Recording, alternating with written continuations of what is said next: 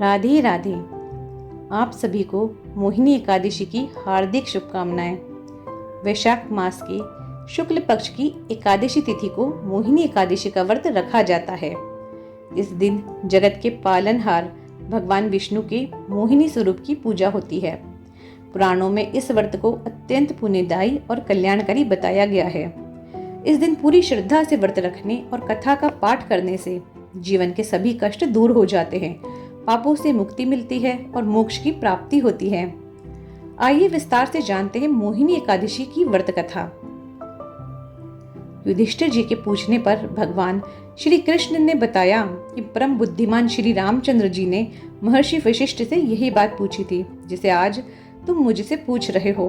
भगवान श्री रामचंद्र जी को वशिष्ठ जी ने बताया कि वैशाख मास के शुक्ल पक्ष में जो एकादशी होती है उसका नाम मोहिनी है। वह सब पापों को हरने वाली और उत्तम है। उसके व्रत के प्रभाव से मनुष्य मोह जाल तथा पातक समूह से छुटकारा पा जाते हैं।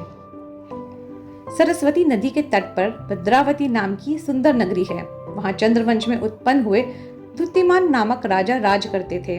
उसी नगर में धनपाल नामक धान्य से परिपूर्ण और समृद्धिशाली एक वैश्य रहता था। वह सदा पुण्य कर्म में ही लगा रहता था। दूसरों के लिए कुआं, मठ, बगीचा, पोखरा और घर बनवाया करता था। वह सदा भगवान श्री विष्णु की भक्ति में लगा रहता था। उसके 5 पुत्र सुमना, द्युतिमान, मेधावी, सुकृत और धृष्ट बुद्धि के थे।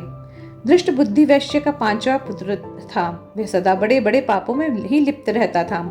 वह वैश्याओं से मिलने के लिए ललायत रहता था। ना तो वह देवताओं का पूजन करता था और ना ही पितरों और ब्राह्मणों का सत्कार करता था।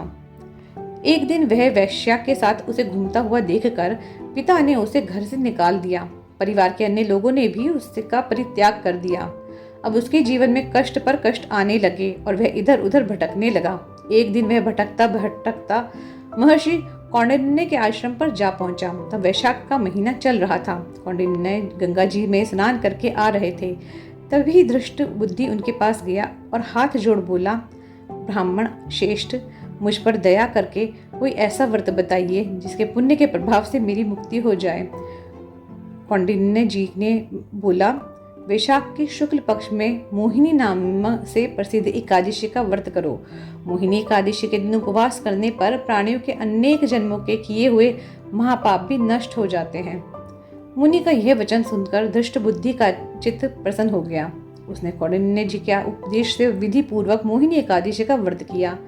इस व्रत के करने से वह निष्पाप हो गया और दिव्य देह धारण कर गरुड़ पर आरूढ़ हो सब प्रकार के उपद्रवों से रहित श्री विष्णु धाम को चला गया। इस प्रकार यह मोहिनी एकादशी का व्रत बहुत उत्तम है। इसके पढ़ने और सुनने से सहस्त्र गोदान का फल मिलता है। राधे राधे।